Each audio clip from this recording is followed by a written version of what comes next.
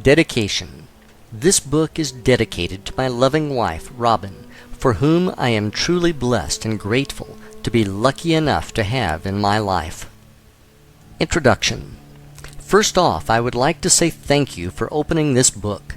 I have read hundreds of great works from the ancient to the modern, and many are saying the same message, just in different ways.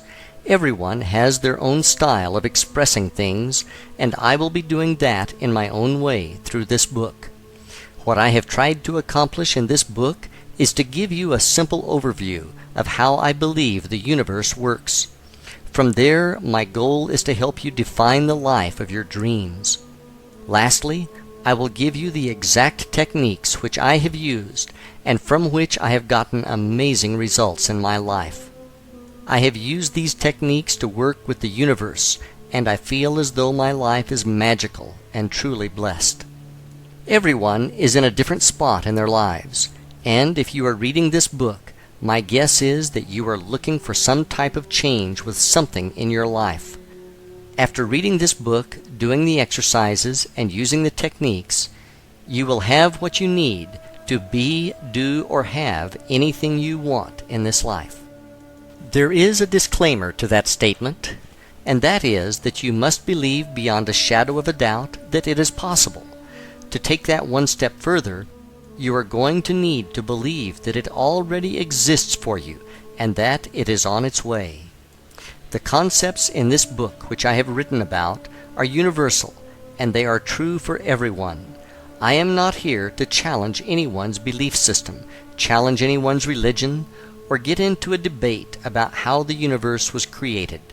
When I refer to the universe, it may be what you refer to as God, Buddha, source energy, universal life force, or whatever you believe in.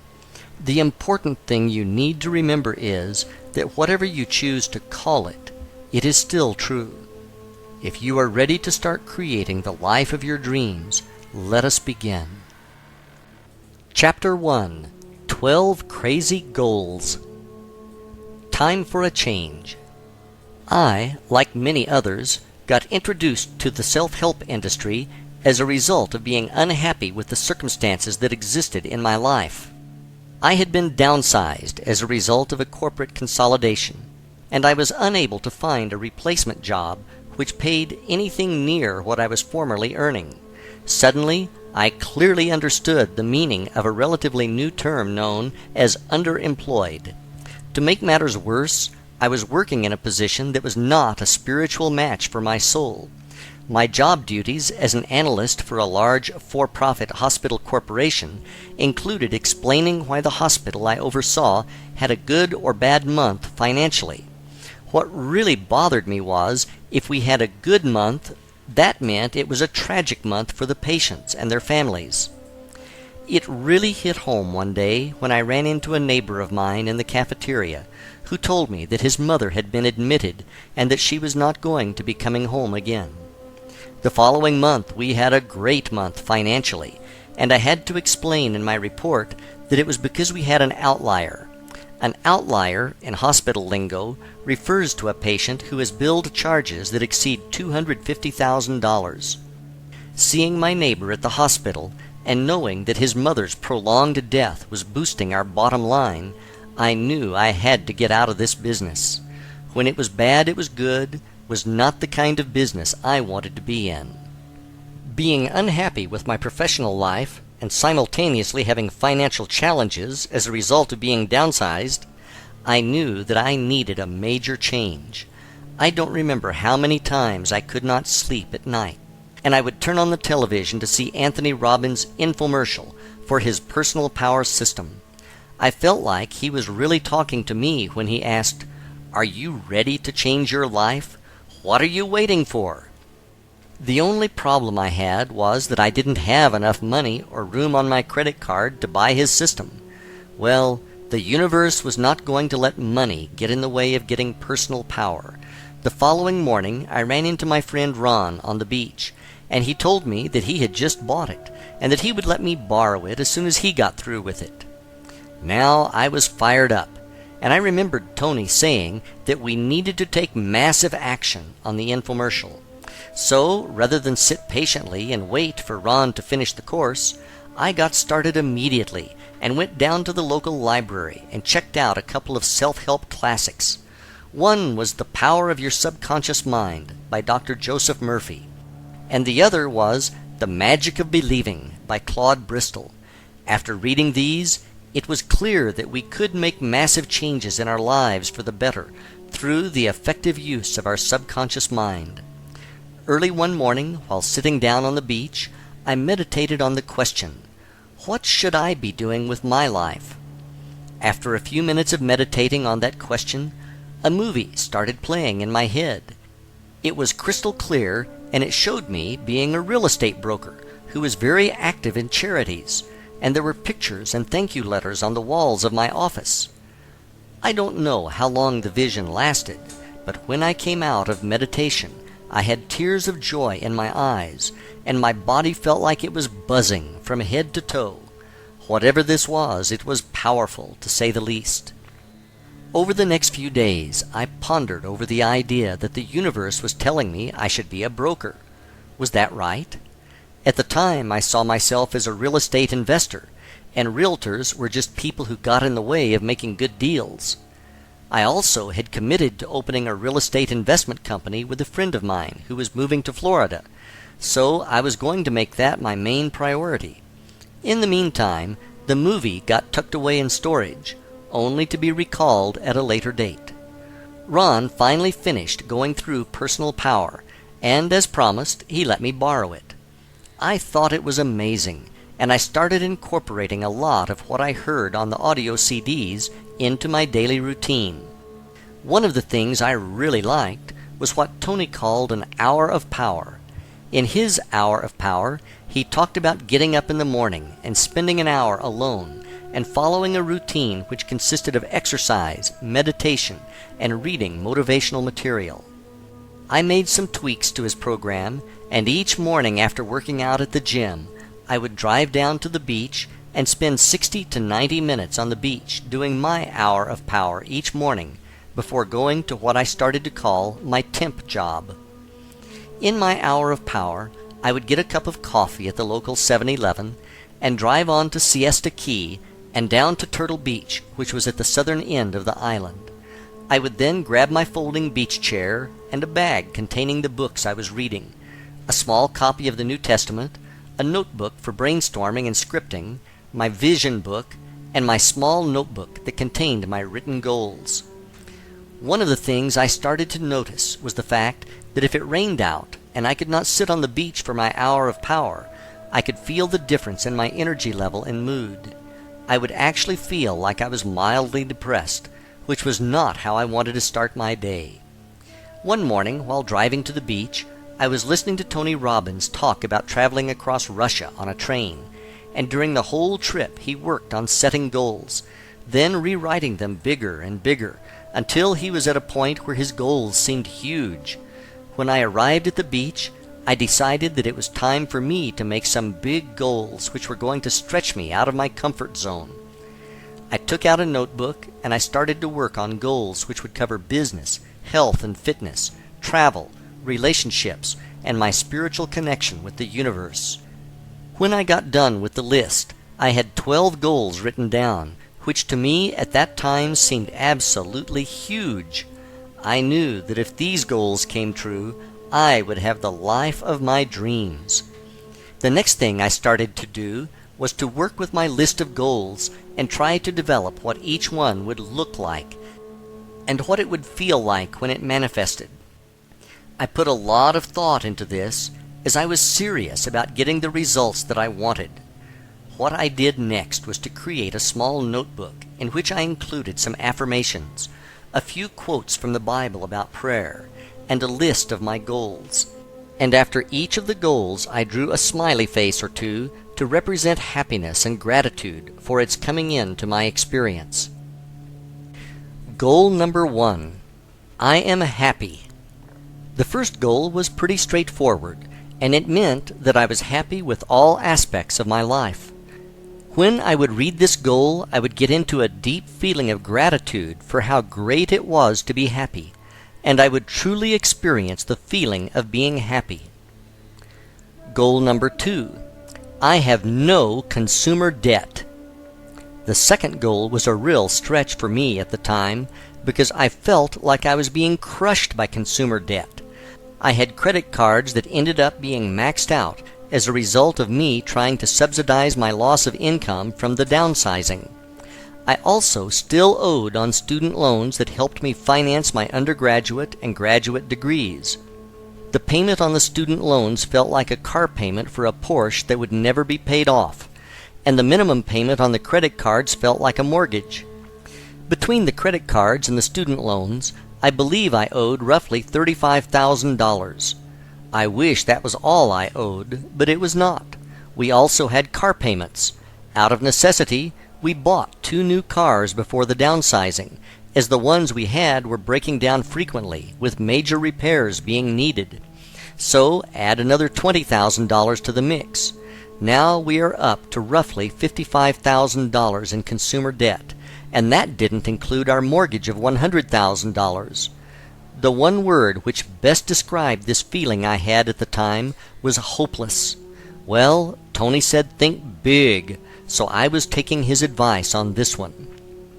To create the visualization for this goal, I would see myself going to the mailbox at the end of the driveway.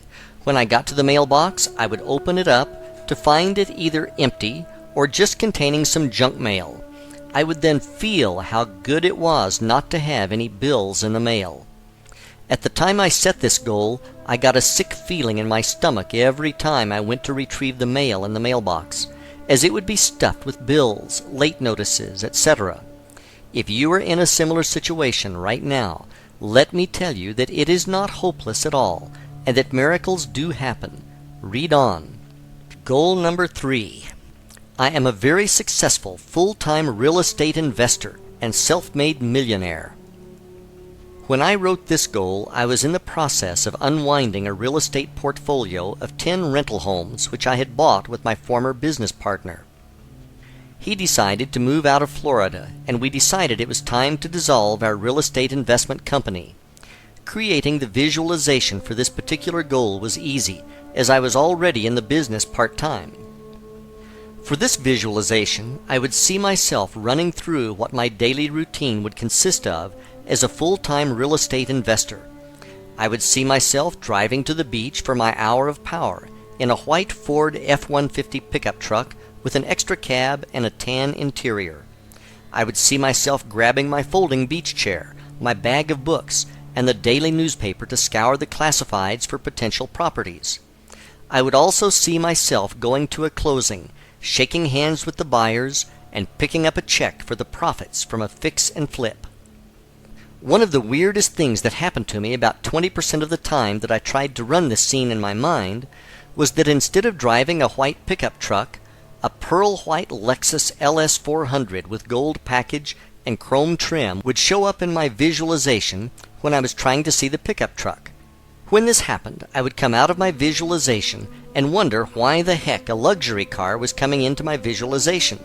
You can't haul sheetrock in a Lexus, so how was I going to be a real estate investor?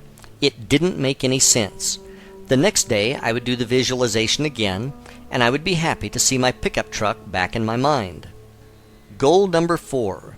I am fit and active. I would say I am fit and active more as an affirmation than something that I would visualize. At the time, I had already completed 3 Ironman triathlons.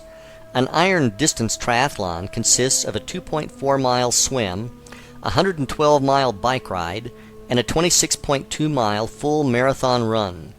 The training it takes to compete and successfully finish one of these is almost like having a second full-time job. So my goal was to maintain my fitness in the future. Goal number 5. We have newer vehicles owned outright. This I would say is an affirmation, and I would feel how good it felt not to have any coupon books for car payments. Goal number 6. We have disposable money to have real vacations. At the time I wrote this affirmation, we were broke, and the only vacations we could afford were to take time off from work and have a staycation at home in Florida. For this visualization, I would see us going on a ski trip to Colorado, and I would see my wife saying how much fun she was having, and I would have a feeling of gratitude that she was happy. Goal number 7. I am able to give a lot of money to help others in need, and I do. When I wrote this goal, I knew that I wanted to be a philanthropist. The reason I say that is that my wife and I had become active in Habitat for Humanity, which is a great cause. Habitat helps lower-income people afford a nice new home that they could not otherwise afford. The homeowners who get these homes pay for their down payment through sweat equity, which can often take them over a year to complete. On one Saturday morning, I asked the construction supervisor what types of appliances came with the finished homes. He said that they just came with a stove and a refrigerator. I told him that my wife and I were moving from a house to a condo, and that we would not need our washer and dryer and would like to donate them if we could. The supervisor said that Mary, not her real name, could really use them, as she was a single mother with 4 children. We had actually been working on her house together that morning. I walked over to her and said that I heard that this was going to be her house. She replied with, "Yes, isn't it just beautiful?" I then asked her if she could use a washer and dryer for her new house, and that we had a set that we didn't need. I have a hard time describing what happened next. Mary screamed out, "Yes!" in excitement, and then hugged me. When she hugged me, this amazing feeling of joy rushed through my body. It was as if my whole body was buzzing. I had never felt anything like it before, but if this was what being charitable was like, I wanted to have this feeling all of the time. To visualize this goal, I would see myself being at the ribbon cutting for a new home to be donated to a family by Habitat. I would see myself being called up to hand the scissors and the keys to the new family. I could feel that feeling I had from Mary's hug, and I could see people clapping in joy for the new family. When I did this visualization, I would always end up with tears of joy in my eyes. Goal number 8. I live near the beach and have a beautiful home.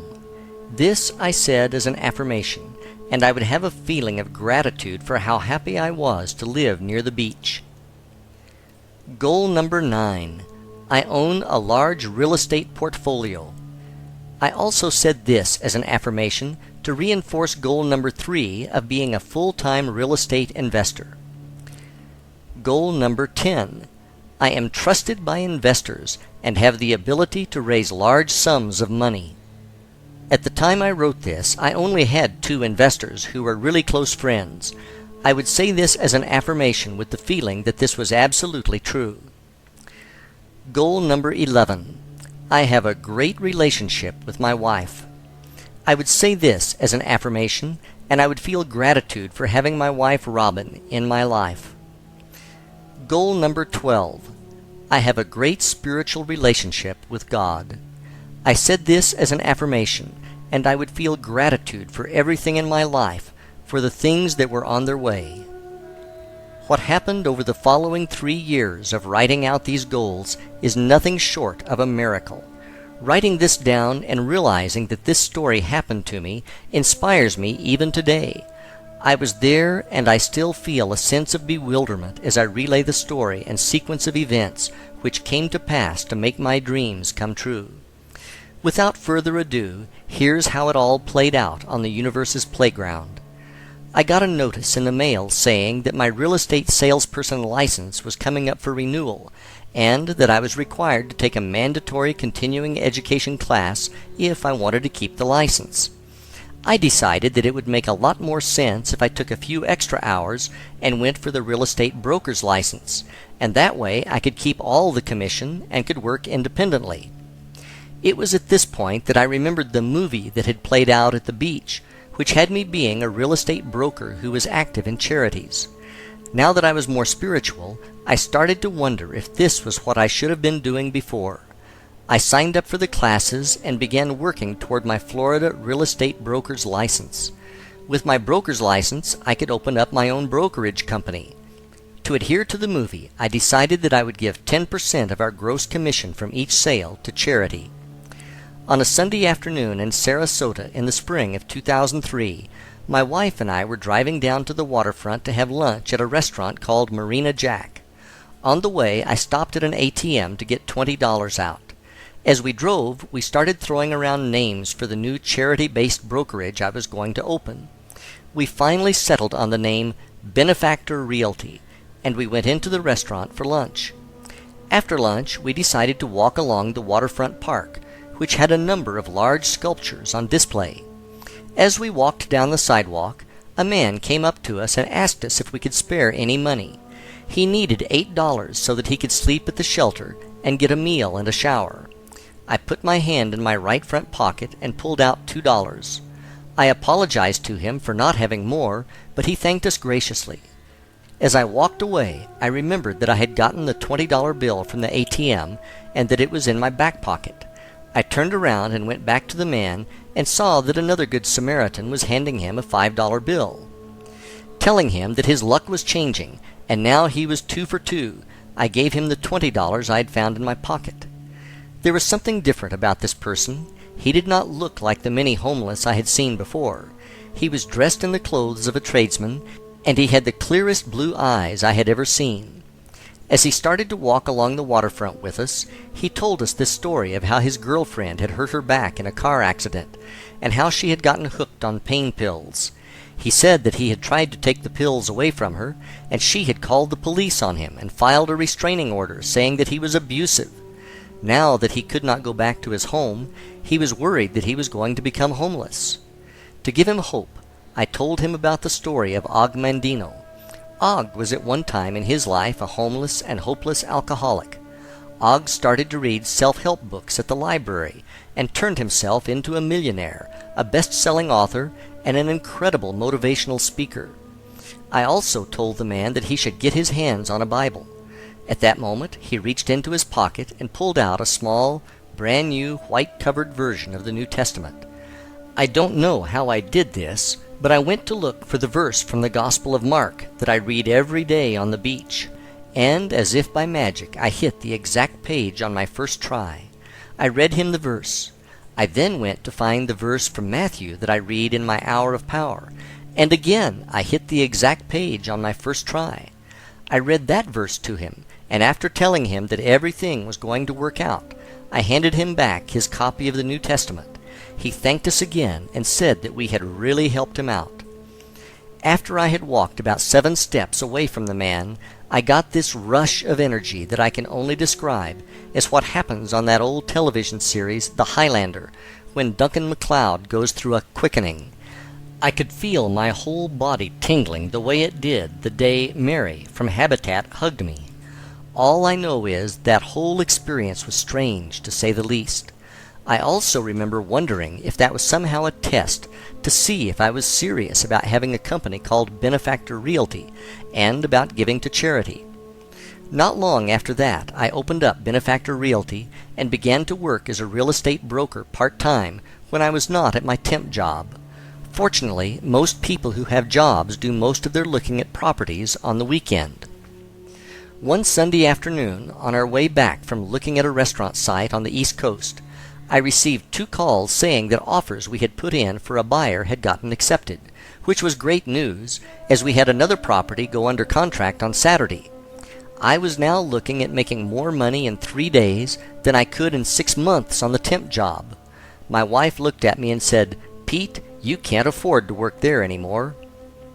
We drove home, and I wondered if I should really quit my day job and embark on this real estate thing. About 10 years earlier, I had tried leaving corporate to open a small business, which didn't make it because it was undercapitalized, and I was worried about it happening again. The following morning, I went into my office to try to figure out what to do. I will never forget the call that changed my life. It was around 10 a.m. on Monday morning when my office phone rang. It was my good friend Bill. I had worked with him, and we had been downsized together by our former, now bankrupt, employer. When I answered, Bill asked me, "What are you doing?" I thought this was weird, so I said, "Bill, you called me at work. What do you think I'm doing?" Bill then said, "That's not what I meant. What I meant was, what are you thinking? Are you thinking about doing something?" I told him that I was thinking about leaving the hospital and selling real estate. He said, The money is there. The money is there. Bill then told me that he had been meditating at the lake by his house when a message came beaming in from the universe which said that he needed to call me and give me the message that the money is there. You can't make this kind of stuff up. As if getting 3 deals under contract was not enough, now I had the universe calling me on the telephone. Not being one to question the universe, I immediately sent an email to my director to tell him I was going to be resigning. A few minutes later he called me to tell me that he was happy for me, and that he knew it was only a matter of time before I left to do something with real estate. I then went to meet with my original investors and asked them if they would be interested in investing with me again. This time it was going to be as a private line of credit for my new company. They were excited about the new opportunity and wrote me a check on the spot. Bill's words were now echoing again, and the money really was there. Driving back home on my normal route that week, I looked off to the side and saw a pearl-white Lexus LS 400 with chrome trim and the gold package with a for sale sign on it. I pulled into the parking lot and walked over to the car. It was the car that had kept popping up in my visualizations. It was not a car that looked like the car. It was the exact car. Without hesitation, I called the number on the sign and bought the car. I then got a call from a wonderful tenant we had in a rental property. She called to ask me if I would help her find a house to purchase, as she did not want to get priced out of the market. I said sure, and then I asked her if she wanted to buy the one she was in. She wasn't sure if she could afford it, but I told her I would help her with closing costs, etc. What I hadn't realized was that this property had appreciated by almost $35,000 over a 2-year period since we bought it. In less than a 60-day period, I had opened a new company and left my job, sold 3 properties as a broker, sold the rental house for a windfall profit, and paid off all my consumer debt, including the 2 cars, all the credit cards, and my student loans. This was totally out of the blue, and totally blew me away. My life had completely changed for the better. When I wrote those dozen goals, I never saw any of this coming. I had no idea how it was going to happen. All I knew was that it was my job to keep believing it was going to happen and let the universe handle the details. That same year, my wife and I went on our ski vacation to Breckenridge, Colorado, and 12 months later, we bought a waterfront home close to the beach. With help from the universe, we blew the crazy goals out of the water. There was more to come the following year, and this is going to blow you away. Chapter 2. Winning the Lottery. After an unbelievable year during which all of my goals and dreams came true, I started to think about what else there was that I truly wanted to experience in my life. My life had become almost magical. It was clear that there was nothing that I could not be, do, or have if I practiced faith and used my visualization techniques. Being a triathlete and having successfully completed 5 iron distance races, I started to contemplate the idea of racing in the Ironman World Championship in Kailua Kona, Hawaii, which is often referred to as Ironman Hawaii, or, as it is known in the triathlon world, Kona. Anyone who has ever competed in an iron distance triathlon will tell you that being fortunate enough to compete in the Hawaii Ironman is like winning Wimbledon, the Masters, and the Super Bowl all in one day. Before I get into my next Ironman experience, let me give you some background behind the event. The history behind the Ironman triathlon. The Ironman in Hawaii is a legendary race. It came into being after a group of athletes were drinking beer at the Oahu Perimeter Relay post-race party in 1977. They were debating which type of athlete was the fittest. There was disagreement over who were the most fit athletes. Some said that cyclists were the most fit, others said runners were the most fit, and still others said that swimmers were the most fit. To settle the score, they decided to put it to the test. So they formed a new race that combined the 3 major endurance events they had on Oahu. They combined the 2.4-mile Waikiki rough water swim, the 112-mile Around Oahu bike race, and to top it off, they added the 26.2-mile Honolulu Marathon course. They deemed that the winner of this race would earn the title of Ironman. The first Ironman triathlon was held in 1978. There were 15 brave and also crazy participants who competed in the first race. The really remarkable thing about it was that they did not know if anyone could possibly finish the race. No one up to this point had tried to swim 2.4 miles, then cycle 112 miles, and wrap it up with a full 26.2-mile marathon. There was no cutoff time to any of the events, and the finishers would receive a handmade Ironman statue made out of metal with a cast iron nut for a head. They felt that a nut was symbolic for the fact that they had to be nuts to try to do this. 13 of the original 15 which started the race received the statue, which is absolutely amazing to say the least. In 1982, the race was moved from Oahu to the more rural Big Island of Hawaii. Today, there are a number of Ironman races around the world, and it is a global brand and business. Every athlete who has ever competed in an iron distance triathlon owes a great deal of thanks to these pioneers of the sport. Back to my story. In the early Ironman Hawaii races, you could simply pay a fee and get into the race.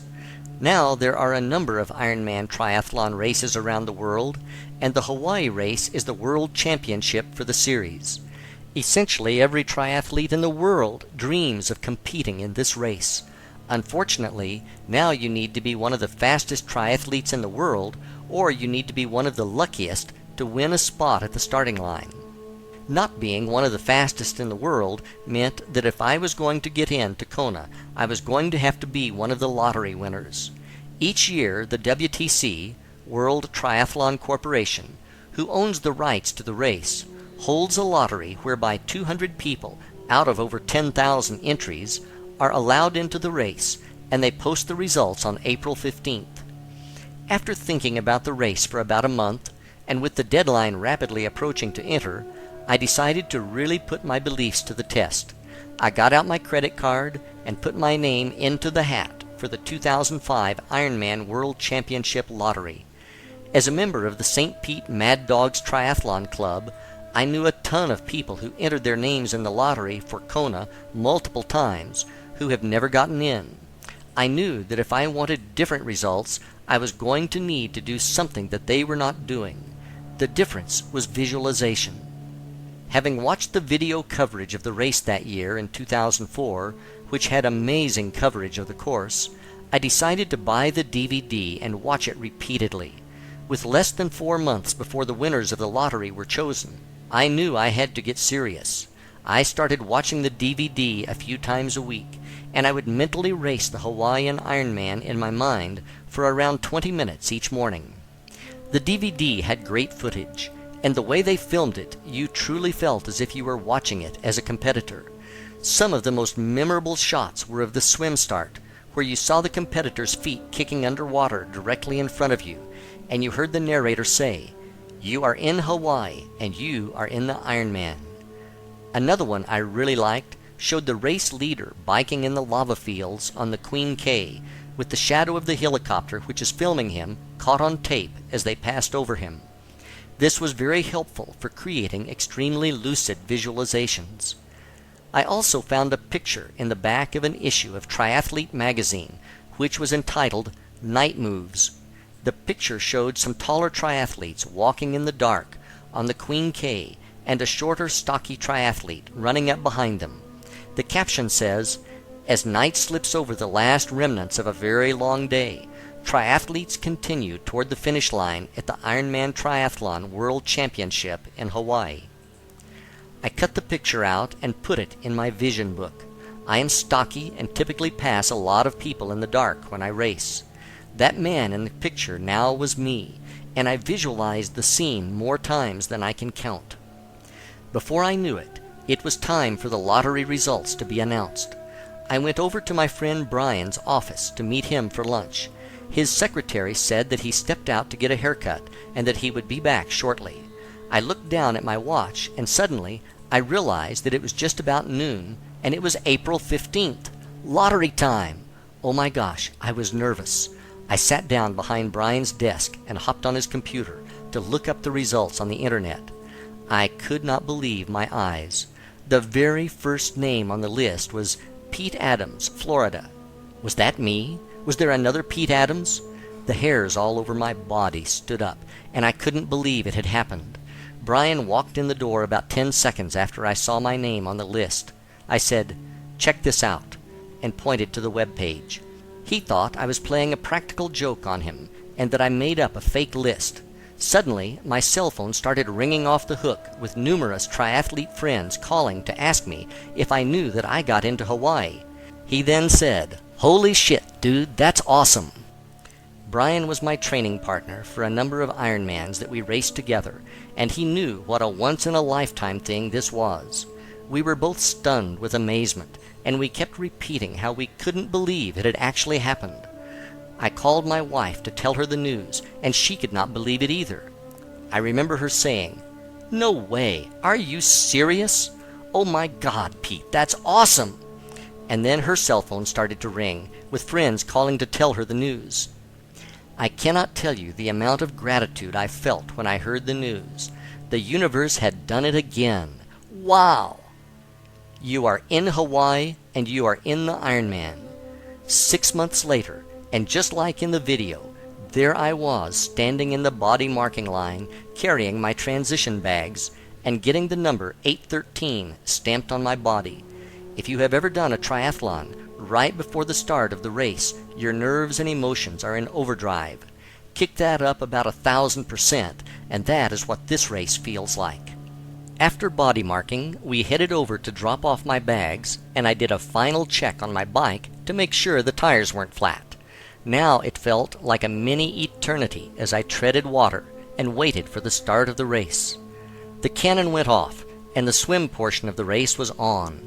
As I swam, I could see the feet kicking in front of me, and I heard the narrator's voice in my head saying, "You are in Hawaii, and you are in the Ironman." It was just like I was in the 2004 DVD. I mean, really like I was in the DVD. I seriously started to wonder if I was really here, really in Hawaii, really in the Ironman, or if this was a dream I was having that just happened to be very real. The swim is my weakest event, so after emerging from the Pacific, I didn't have a hard time finding my bike, as there were very few left in transition.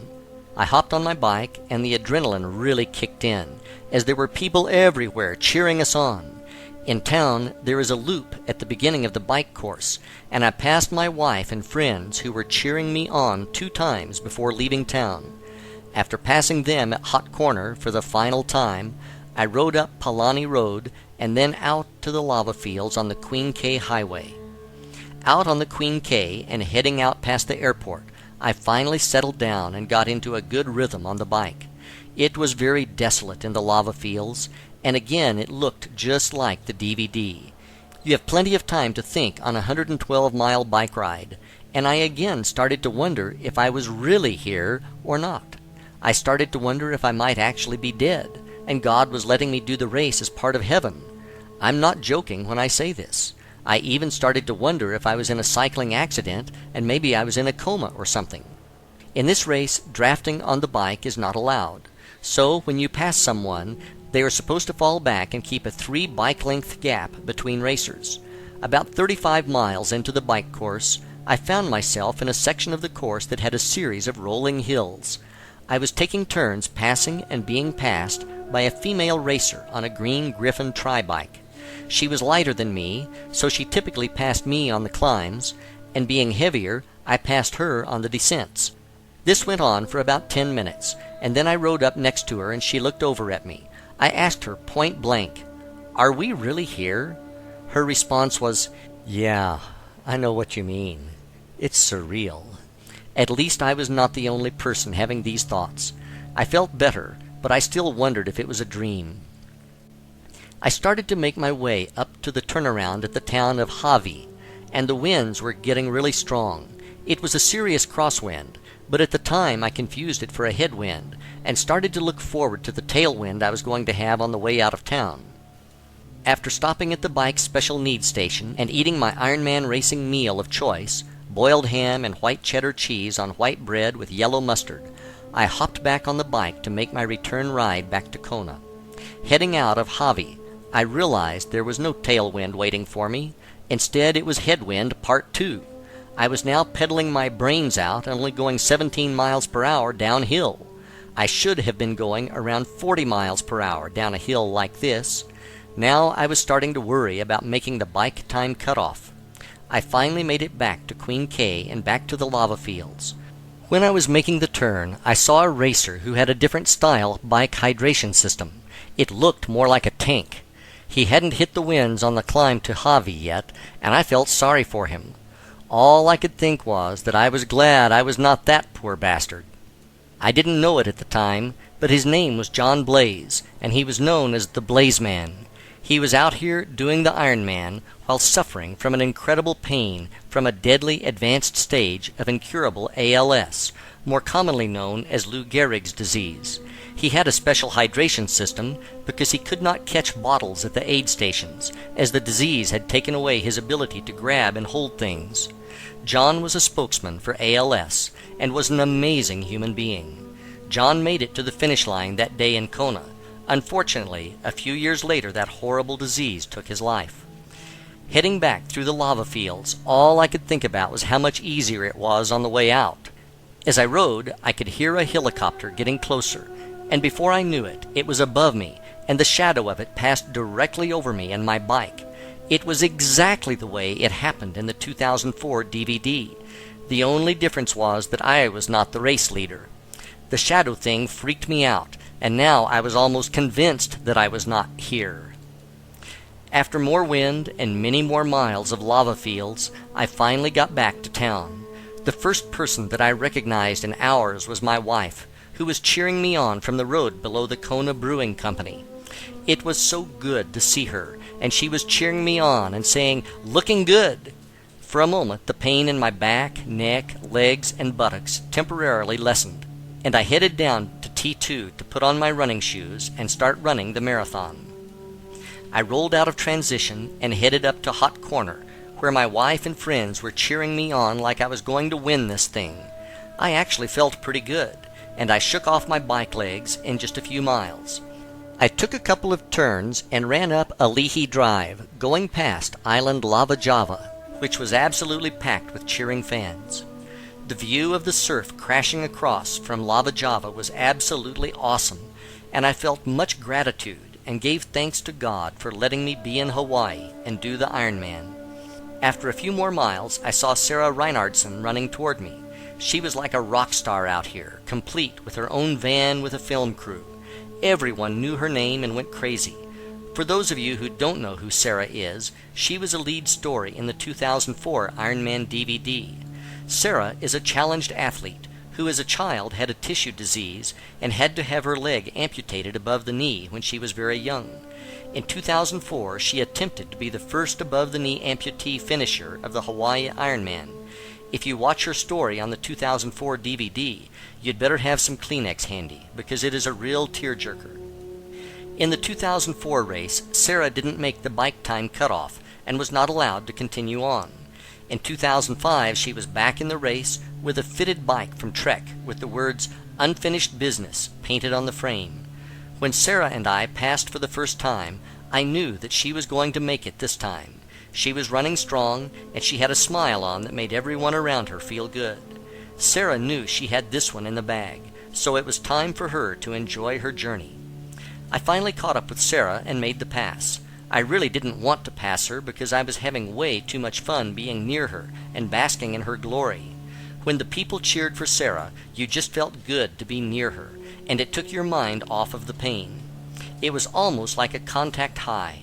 If she could be out there doing this grueling event on one good leg, you'd better not start feeling sorry for yourself. After heading out of town and watching a beautiful sunset over the Pacific, I started out toward the airport and the infamous Energy Lab. At this time of day, the Energy Lab was not viciously hot, which it is famous for when the pros come through. On the way out, I got to see Sarah again. She was pretty hard to miss with the film crew chasing her with mics and spotlights in hand. Now it was really dark out, and I remembered the photo from Triathlete magazine that I cut out and put in my vision book. I was really the guy in the picture now, as I was running up on the other racers who were walking.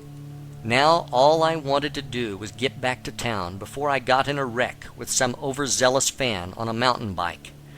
The course now was pitch black, with the exception of the aid stations, which had lights powered by gas generators. All I had to do was keep running to the next set of lights, where I would be greeted by the nicest volunteers in the world, and I would make it home. The mantra now was just keep moving, just keep moving. I finally made it out of the darkness and reached the outskirts of town and back to civilization. With every step I could hear the announcer and the cheering crowd get louder and louder. I ran down Palani and through Hot Corner and took a left. Now I was running parallel to where the finish line was, and I was close, but not there yet. My everything ached with every step of that run on the final few miles back to Alihi Drive. As I got closer, I remembered the advice that a friend of mine gave me when he heard that I got into Kona. He had done the race a few years before, and he said, "Whatever you do, don't race hard down the finishing chute. Take your time and enjoy it. You will never forget it as long as you live. Trust me." The last 2 miles felt as long as the previous 24. Where was the turn? I kept thinking. Finally I saw a police officer blocking traffic, and I knew that was where it was. It is about time, I thought, and I turned right and ran downhill onto Alihi Drive. What was to happen next was one of the most memorable things that has ever happened to me. I was running down Alihi Drive, and there were children and adults from the crowd running up to me and high-fiving me. They wanted to share in this incredible moment, and it felt absolutely amazing to have them there. I finally arrived at the entrance to the finishing chute, and I could see the finishing line in sight. I have been to a lot of races, but I have never seen anything like this. People were jammed in the bleachers, screaming and cheering. The finishing chute had people lined up shoulder to shoulder on both sides, screaming and banging noisemakers. There was so much energy here that you probably could have lit up a city with it. It is something you have to experience in person to appreciate. I took my time and ran down the final steps of the chute and crossed over the finish line. I don't have words to describe what that was like. It was almost like you never wanted that moment to be over, even though you spent the entire day wishing it would be. After crossing the finish line, I was given a fresh lei of flowers which smelled amazing, a towel, and my official finisher's medal. A moment later, I was greeted by Robin and friends at the finish line, who wanted to help me out in any manner possible. I told them I was all set, and that all I wanted was to head up to the hotel room so that I could drink a cold beer and take a hot shower. As I made my way through the crowd of spectators, everyone I passed said "great job" or "congratulations," and all I could do was say thank you. Thank you to all the fans. Thank you to all the volunteers. Thank you to the original 15 racers from 1978. Thank you to my wife and friends for their great love and support. Thank you to the race gods of the Big Island for watching over me. Thank you, Lord, for this amazing experience, which I will always remember with great joy and gratitude. As they say in the Ironman world, anything is possible. I hope this story has made you a believer of the same. Chapter 3. The Vision House. In the spring of 2004, my wife Robin and I watched a story on the Travel Channel on Breckenridge, Colorado. I had written in one of my journals one morning on the beach that one of my goals was a ski vacation in Breckenridge under my places to travel list.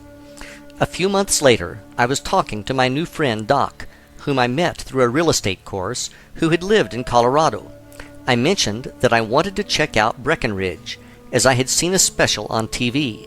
Doc said that he had a timeshare in Breck, and that we could use it, as they didn't think they would get out there that year. I went home that evening and told Robin about it.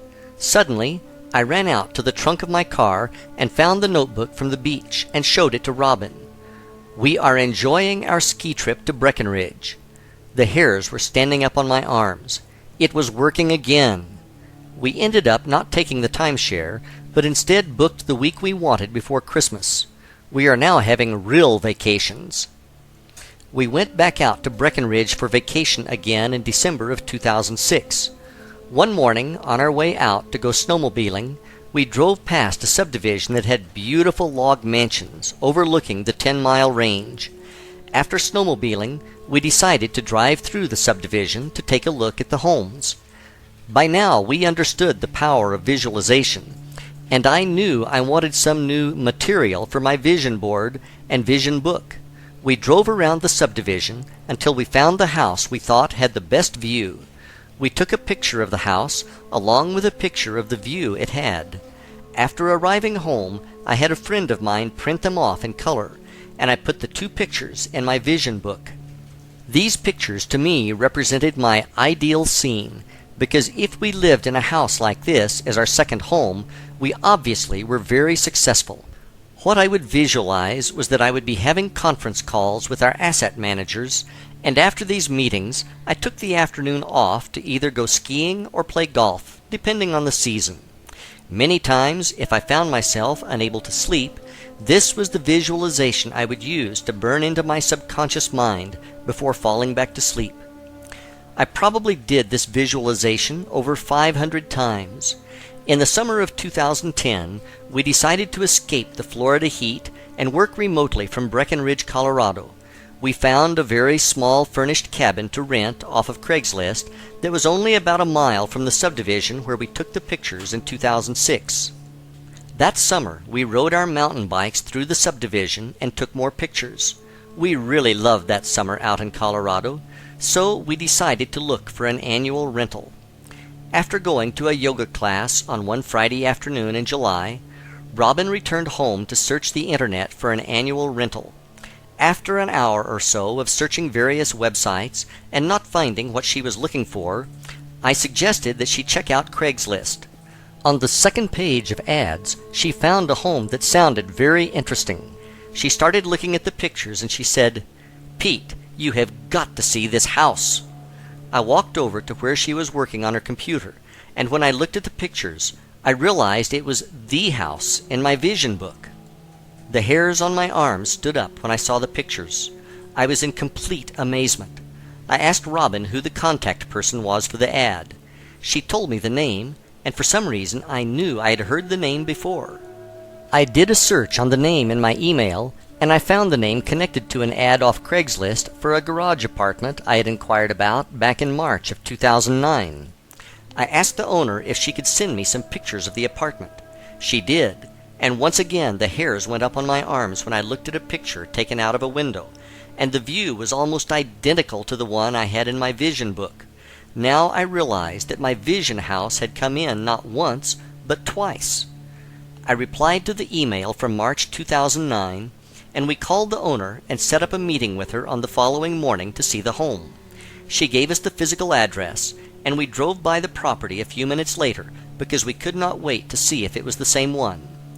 5 minutes later, we knew beyond any shadow of a doubt that it was the same house as in my vision book. We couldn't believe what was actually happening. The next morning, we drove back over to meet with the owner and to get a tour of the house. The owner was very nice, and we spent 90 minutes meeting with her over coffee, learning about their beautiful home. I don't know if I can describe the feeling of total awe and amazement that was going through my mind and body as we toured the house. Looking out the windows and seeing the same view I had been seeing in my visualizations was almost overwhelming. We talked with the owner regarding what a strange coincidence it was for us finding each other twice off Craigslist in 2 different years on 2 different ads. We didn't mention the pictures from 2006, the vision board, or the visualizations of doing conference calls with the asset managers, etc. We were worried that she would think we were delusional and had stopped taking our medication or something. We told her that we were interested and asked her to send us an application. We then drove off to go mountain biking in Colorado Springs, and the rest of the day we kept asking ourselves whether or not that had really happened. It was so unbelievable that it was almost too much to comprehend. It proved that creative visualization worked. I mean, really worked.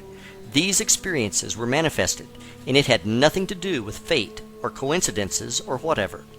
We all have the power to create the life and circumstances in our lives which we desire. I hope that you have found my experiences to be an inspiration to you. Chapter 4: Quantum Physics and Energy.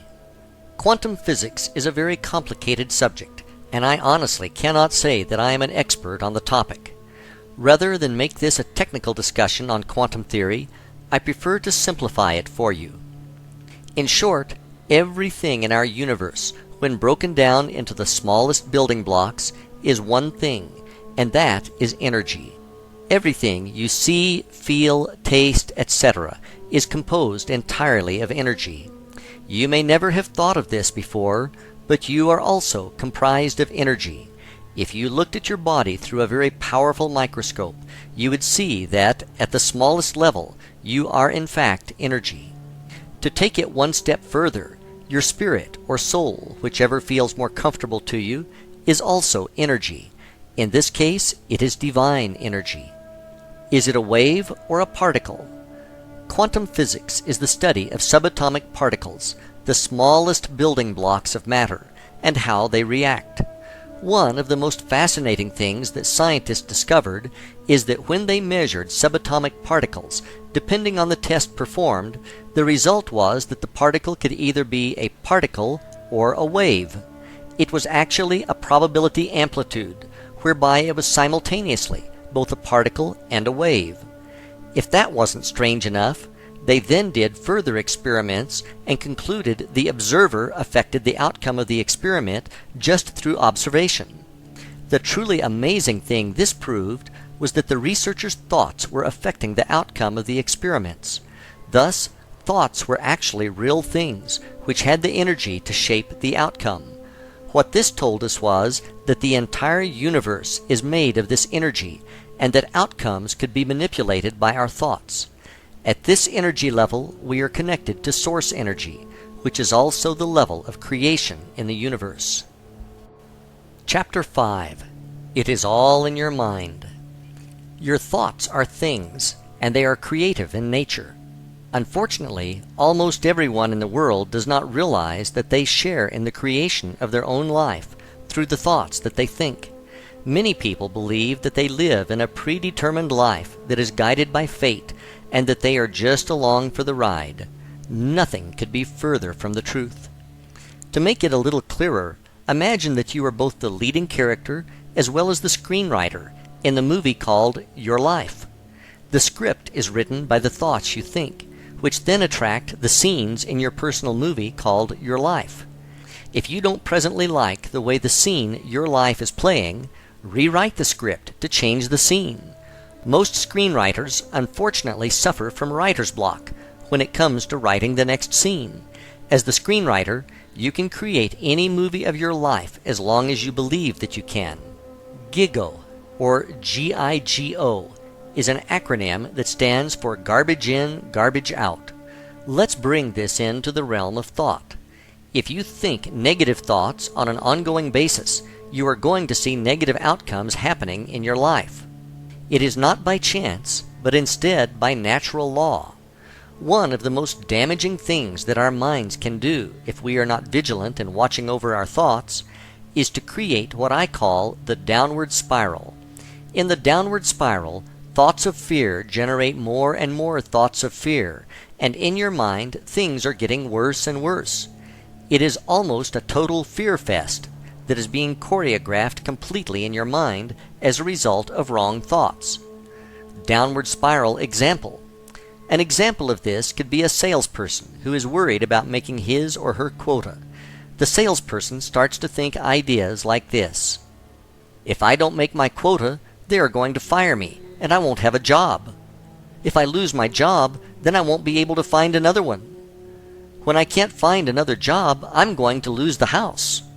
When I lose the house, I will lose my family, and no one will love me anymore. I will then be homeless and die from fill in the blank, all alone.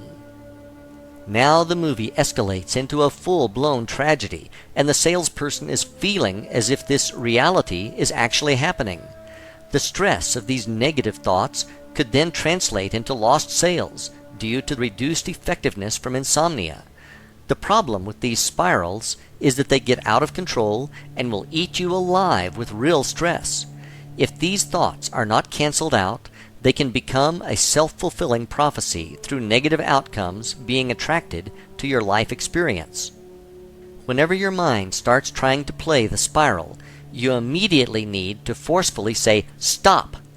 You are the one who is in control of what you are going to think, and it is not going to be things like that. Period. Remember that nothing good can ever come from thinking negative thoughts, so decide now to purge them from your being. Thought barriers and misguided beliefs. It is not my intent to give everyone a prepackaged excuse as to why they are not living the life of their dreams through what I am going to say next. The truth is, from the time you were born to where you are right now, you have been subjected to brainwashing. This brainwashing took place when you did not even realize it was happening. It could have been positive, but more than likely you received negative reinforcement. Most likely, the greatest amount of brainwashing you received came from your parents, and the brainwashing continued to be administered by relatives, friends, community, religion, formal education, etc.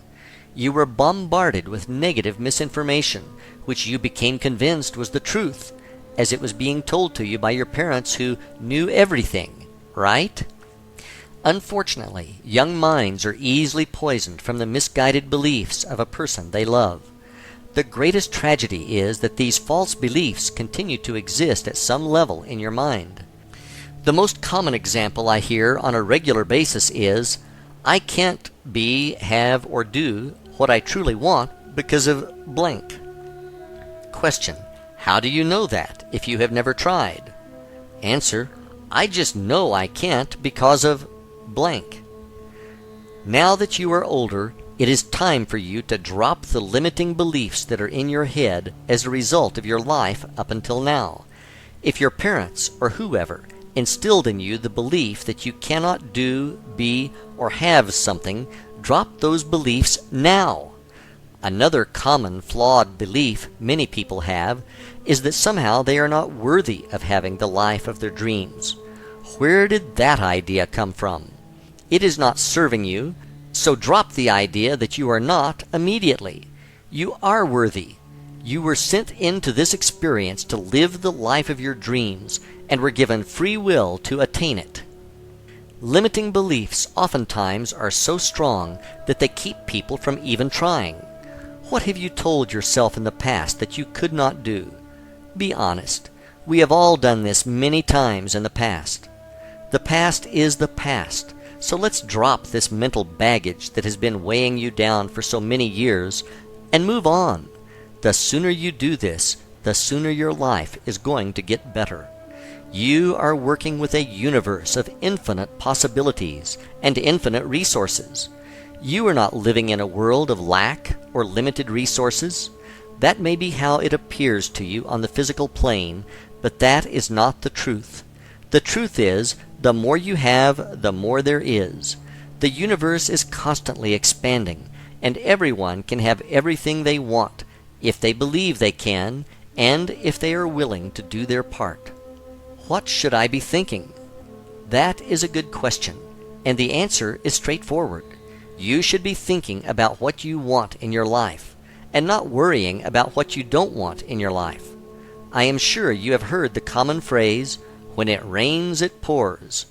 What you may not have realized is that it is a time-tested example of the law of attraction in action. As an example, let's say your automobile breaks down, resulting in an expensive repair at the garage. After you pay the mechanic, you hop back in your car, and all you can think about is how broke you now are. 10 minutes later, your cell phone rings, and it is your spouse calling to tell you that the air conditioning stopped working. With dread, you start to worry about how you're going to afford to pay for it.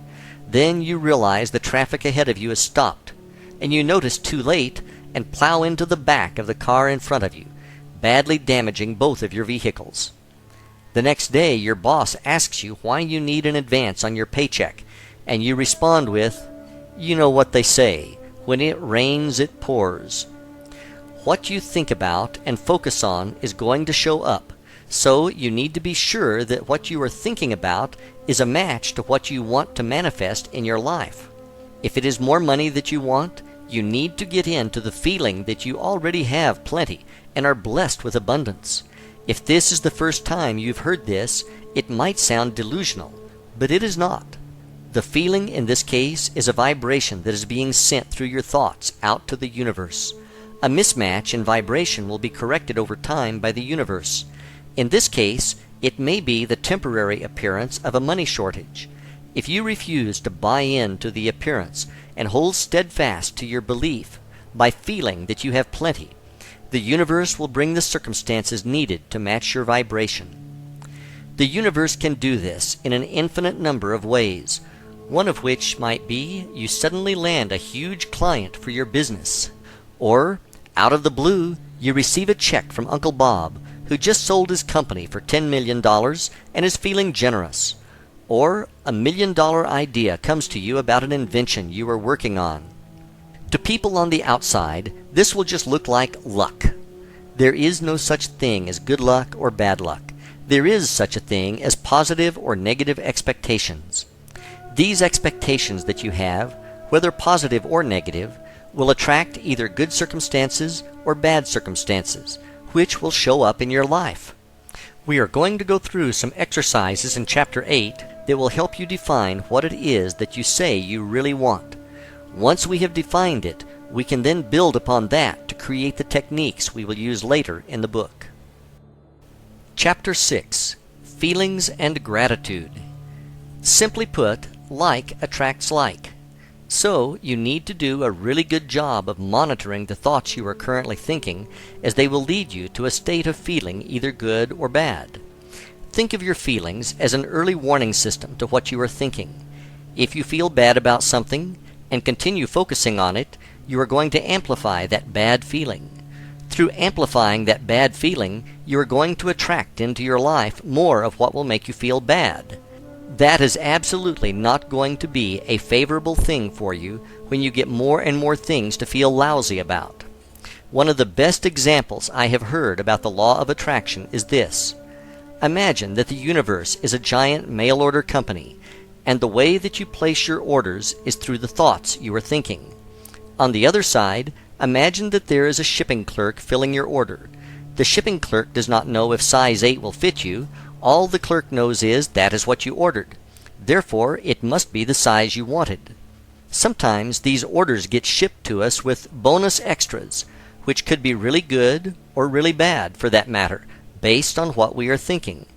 The good thing about all of the orders we place is that they can be canceled before they are shipped through a change in our thinking. The best thoughts by far that we should be thinking are thoughts that give us a feeling of gratitude. Through feeling gratitude, we are telling the universe thank you. When we feel gratitude, we are connecting directly to source energy through love, which is the most powerful force in our universe. When you express a true feeling of gratitude to the universe, you are doing a lot more than giving thanks for your current blessings. You are also setting the stage for more good things to be brought into your time-space experience, so that you have more and more to be grateful for. When you express gratitude for the things that have not yet shown up in your experience, that is even more powerful, as you have now taken a goal or an intention and converted it into a form of prayer. One of my favorite passages from the Bible that addresses this is from the book of Mark, chapter 12, verses 23 and 24, when Jesus says, "For verily I say unto you, that whosoever shall say unto this mountain, Be thou removed, and be thou cast into the sea, and shall not doubt in his heart, but shall believe that those things which he saith shall come to pass, he shall have whatsoever he saith. Therefore I say unto you, what things soever ye desire when ye pray, believe that ye receive them, and ye shall receive them." That is one of the most powerful statements ever told about how to create whatever it is that you wish to experience. Jesus is telling us point blank how to create miracles in our lives. Many people equate the word miracle to something that is incredibly large, such as taking a few fish and a couple of loaves of bread and feeding thousands of people. That is not what I am saying at all. A miracle could be that you are in a terrible car accident and walk away from it without a scratch. Another could be that a medical lab test comes back negative, or that money from an unexpected source shows up precisely when you need it. These are all miracles, just on a smaller scale than, say, parting the Red Sea. The process I described above as giving thanks and having gratitude for the miracles that have yet to appear in your life puts these miracles in motion. One of the biggest things we need to address here is that you don't get caught up in the hows. You don't need to know how the miracle will manifest. All you need to do is believe that it will, and be grateful for it now. If you start thinking or worrying about how it is going to happen, or what if it doesn't happen, you are watering down your faith that it will, and you are providing resistance to the event manifesting in your experience. The hows are to be left to the universe to solve, not you. The universe connects all the circumstances that lead to the fulfillment of your miracle. So stay out of the way and let the universe do its job. By the way, you are going to love the results. Chapter 7. Ask and it is given, and your role as a co-creator. There have been numerous books, this one included, and recently a movie, all about the law of attraction and the process of creation. Ask, believe, and receive was told to us over 2,000 years ago by Jesus, and was recorded in the Bible in the book of Matthew, chapter 7, verses 7 and 8. Ask, and it shall be given you. Seek, and ye shall find. Knock, and it shall be opened up unto you. For every one that asketh receiveth, and he that seeketh findeth, and to him that knocketh it shall be opened. A question that you may want to ask yourself is why, after all this time, do we still not get it? My personal belief is that a lot of people have been told by various religions that somehow God is separate from them, and they are not worthy, and if you don't follow our dogma, you are going to spend the rest of your days in a hot place, and they don't call it Florida. In fact, nothing could be further from the truth. There is a piece of the Creator inside you, and you do have the power to create miracles in your life. I wrote this book to convey that message to you, and to share the techniques I have used successfully to create the miracles in my life. One of the things I think most books fail to get across is that you need to take action. This is what I define as the co-creator piece. In your role as co-creator, there are a number of job duties that come with the position, such as the following. Decide what it is that you want, why you want it, and be able to create desire for it. Believe that you do have the power within you to create anything. You need to get into the feeling of already having it. You need to have gratitude and believe that it is already on its way to you. You need to avoid anyone who says that for whatever reason you cannot be, do, or have what it is that you say you want. You need to practice the techniques I am going to share with you on a daily basis until you receive what it is that you want. If there is something you need as a skill to do whatever you say you want, you need to take specific action and acquire those skills. You need to make a permanent commitment to remove procrastination from your life. You need to stay out of the hows and leave that job up to the universe. The universe reorders itself to make your miracles come true. You don't need to know how. You need to develop the skill of endurance, as this is a lifelong journey, and there will be times when you may doubt that everything is working. If you fulfill your duties as co-creator, you will have whatever it is that you say you want. The universe will see to it. Chapter 8. Defining your dream life. 3 not-so-simple questions. Ask yourself, what would I be if there was nothing that I could not be? What would I do if there was nothing that I could not do? What would I have if there was nothing that I could not have? These are not philosophical questions. These are very important, very deep, and very personal questions. These are not questions that you can answer quickly. unless you have already been asked and answered them before. The answers to these questions will tell you what you really should be doing with your life. This is no time to be thinking small, so I want you to come up with answers to these questions that are so huge that if they happened, you would be so completely blown away beyond your wildest dreams. When you are working on the answers to these questions, don't let your mind say things to you like, "You can't do that," or "You'll never have that." Your mind is just talking trash, so tell it to be quiet. The whys. Take your time answering these questions, and feel free to supersize your order. If you can imagine it, you can have it. Once you have your major life goals written down, I want you to write each one down on the top of a separate piece of paper. Below that, I want you to write out all the reasons why this goal is so important to you. And next to each of those reasons, I want you to write out the feeling you have associated with this reason.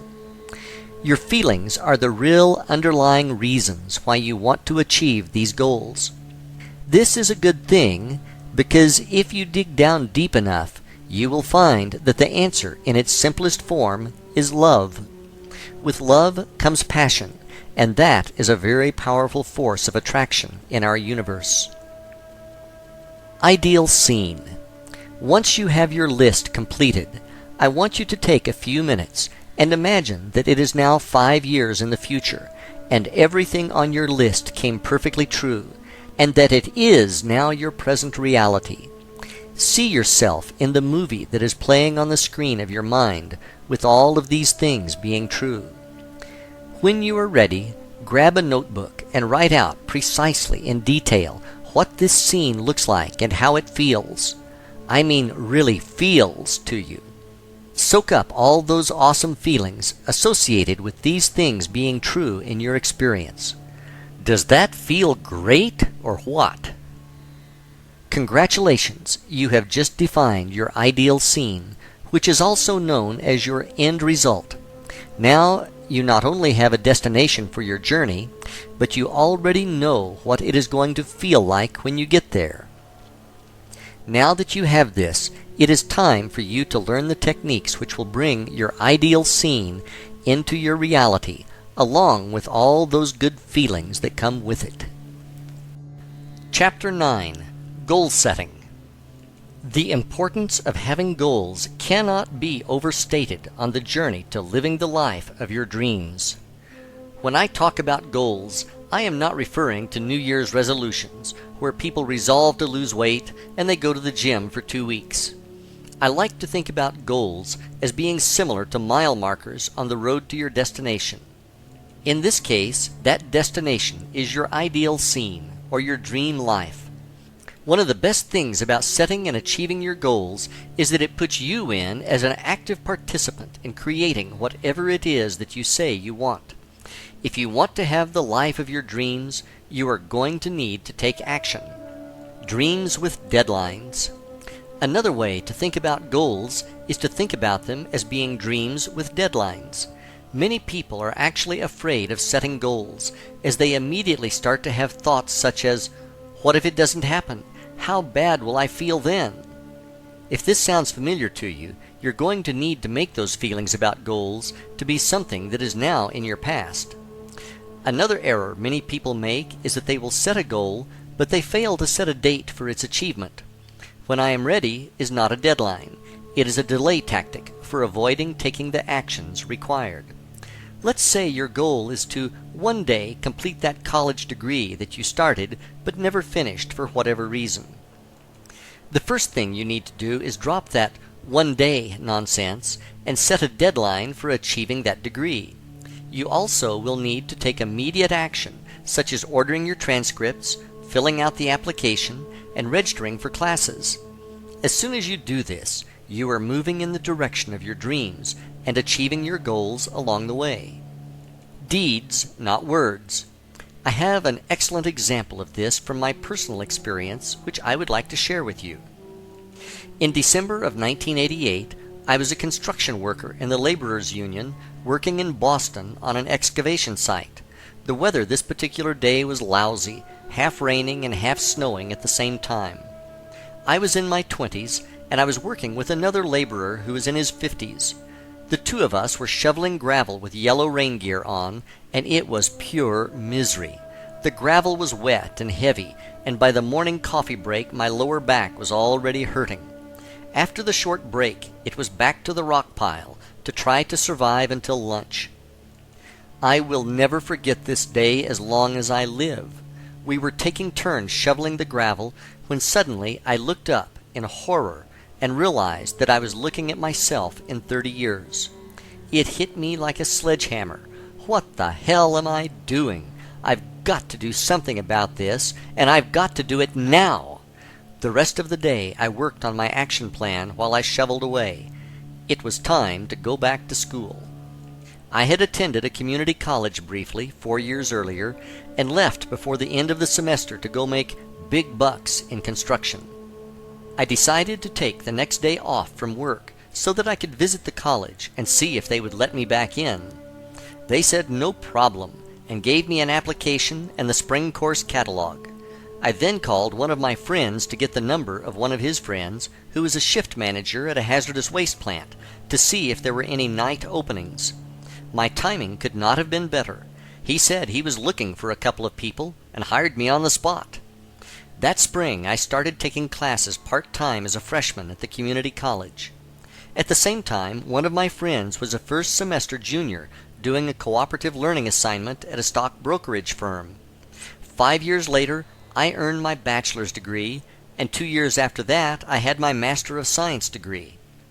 After those same 7 years, my friend was still only a junior and talking about taking classes to complete his degree, and I had graduated twice. The major difference was that I took immediate action instead of just sitting around talking about it. When you make the commitment and take action, the universe will bend over backwards to help you achieve your goals. Words, not thoughts. Your goals need to be written, and you need to review them on a daily basis. Simply put, if they aren't written, you don't have them. Writing them down forces you to define clearly what it is you are going for. For your subconscious mind to assist you with achieving these goals, they need to be clear. Through writing them down, you are able to give your subconscious mind clear instructions. I personally suggest having a laminated card which you can carry in your pocket at all times, so that your goals are with you at all times. What I found helpful, and which added power to my goals, is that I added some short prayers to the opposite side. Another technique that I have used in the past is to rewrite my goals every morning. When you do this, it feels as if you are reinforcing your commitment to their achievement. Can you believe them? Your goals also need to be believable to you. Don't confuse this with the idea of knowing how they are going to come to fruition. That is not what I am saying. What I am saying, though, is if you create a really big goal, one which is beyond what you can get your mind to believe can happen, it is too big for you at this time. What will happen is that you won't be able to achieve the feeling that it has come true. As you set goals and achieve them, you are going to gain momentum and set bigger and bigger goals. One of the ways you can work on ramping up the size of your goals is to work on your faith. If you can truly believe with utmost certainty that your goals are already accomplished, you can pretty much ask for anything because you will be unstoppable. The why is as important as the what. When you create your goals, make sure you know why you want to achieve them. The reasons why you want to achieve these goals need to be powerful. If they are not powerful, you will not be able to generate a burning desire to have them fulfilled, which is necessary. This burning desire is also known as passion. If you don't have passion for what it is that you say you want, simply put, it won't happen because the energy is not there. With passion for their fulfillment, you will be able to generate very strong feelings of gratitude for their coming into your experience ahead of time. This is a crucial step in the process of manifestation. In the present. Lastly, when you write out your goals, you must write them in the present tense. What I mean by that is, when you write them down, write them as if they have already manifested. Let's say one of your goals is to finish college. You would write that goal down as, I am a college graduate, rather than, I am going to finish my degree. The difference between the two statements may seem subtle, but it is huge. The first one puts it in the present as already being done, while the latter places it as a possibility in the future. All of your goals need to be written in the now, and as already being a reality. Doing it this way, you will be able to generate the belief and the feeling of gratitude for it already being done. Chapter 10. Vision Books and Boards.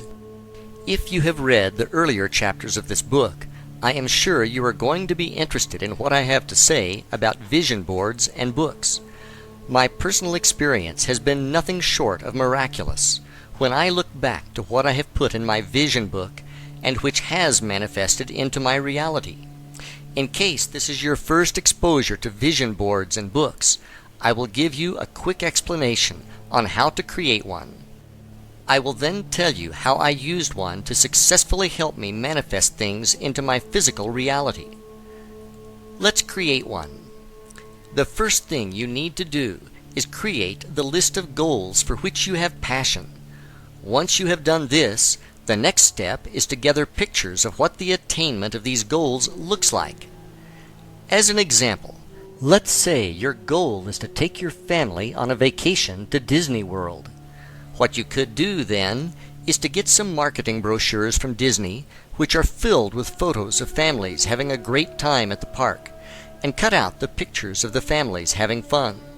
More than one picture is preferable, as it will give you more material to work with. Once you have these photos, you can fasten them to either a book or a board, or both. Take your time doing this, and make sure you find the best pictures you can. Remember, this is your life we are talking about, and okay is not going to cut it. So make sure you find pictures that you can look at and generate the feeling of truly having what the picture represents to you. Where faith and belief is such a crucial part of the manifestation process, I highly recommend finding some spiritual verses that resonate with you and adding them in as well. In my vision book, I have some powerful verses from the Bible which I typed on my computer and printed out. I then inserted them into transparent sleeves and then placed them in a 3-ring binder. What I found to work best with me was to alternate the pages of verses with the pages of the pictures. Feel free to customize your book to what works for you. Inside your book, you will also have your written goals, which must be written in the present tense. One really good way to do this is to write them as affirmations or as I am statements. Let's assume that you are single and your goal is to be in a loving relationship. You could write your goal out as, I am so happy to be in a loving relationship. The important thing to stress again is that the statement must give you the ability to have the feeling that it is true. Below that statement, you could have a picture of a smiling couple who look to be having a wonderful time together. When you are done, your vision book should look like a representation of the life of your dreams.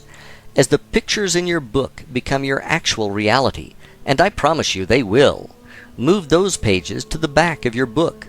That way, when you see them in the future, it will thoroughly reinforce the fact that you are a co-creator and that you have the power to manifest things into your reality. Now that you have created your vision book, it is time to use it. The vision book is really a tool for you to use to create the feeling of already having the life of your dreams. At this stage, you have already defined what it is that you want to have in your life. You know why you want it, and you have true passion for it showing up in your life. Having pictures of what it looks like now is very powerful. I cannot explain to you exactly how it works. All I can tell you is that when you combine this with visualization, you are going to be blown away by the results. Chapter 11. Creative visualization and manifestation. Before I get into how massively powerful I believe the process of visualization is for manifestation, let me first explain to you what I am talking about. The process of visualization is to actively use your imagination to create the movie in your mind of what your dream life looks and truly feels like. When done effectively, you will be able to create a visualization which will seem as real to you as the dreams you experience when you sleep. I am going to go through the techniques I practice, and if you want to learn more, I suggest reading an excellent book entitled Creative Visualization by Shakti Gawain. That's Gawain. I learned the pink bubble technique, which I will discuss later, straight from Shakti's book. The visualization process, step by step. One of the things you must be able to master to have really good visualizations is the ability to quiet your mind through meditation. If you are new to meditation, don't worry. You are not going to have to get on a plane to Tibet to learn. It is a lot simpler than you might think, but I would suggest reading more on the subject. To begin, you need to be able to relax. Turn off your outside thoughts and bring your brainwaves down to a state known as alpha. At alpha, you are completely relaxed, but you are still awake. Alpha can best be described as the state which you are in just before you fall asleep. At that level, you are very relaxed, but you can still control your thoughts. One of the techniques I use to get into alpha is to sit in a comfortable chair, close my eyes, and relax, and then count backwards from 15 to 1. I actually see the numbers, and I relax more and more as I count down. Finally, at 1, I arrive at alpha, and I am completely relaxed. Once you are at alpha, you can begin your visualization process. When I first started to practice visualization, I would get into alpha and imagine a beam of white light passing through my body from the heavens to the center of the earth, and it would flow in and out with each breath, and after a handful of breaths, I would feel a sense of connection with the universe.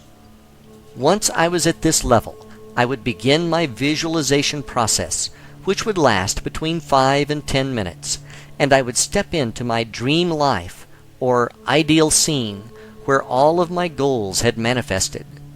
An important note I would like to add here is that when you are in your ideal scene, you are not visualizing about how it is to come about. Instead, you are enjoying being in the end result.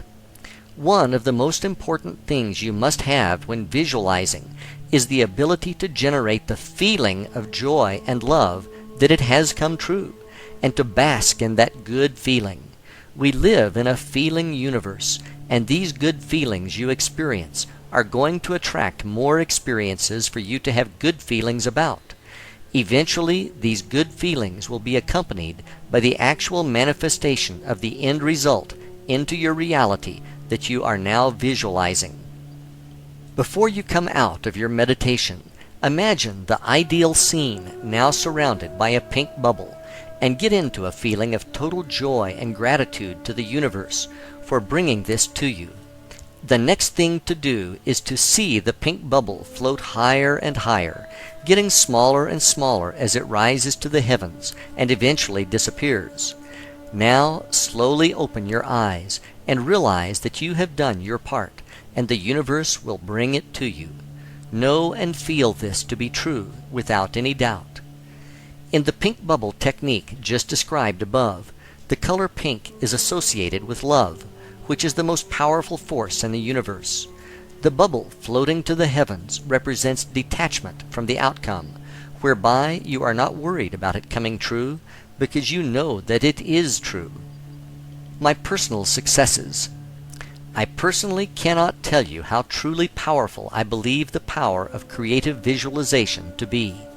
My personal belief is that when we are practicing the techniques, we are truly operating as co-creators with the universe and operating in the field of infinite possibilities where anything and everything can be created.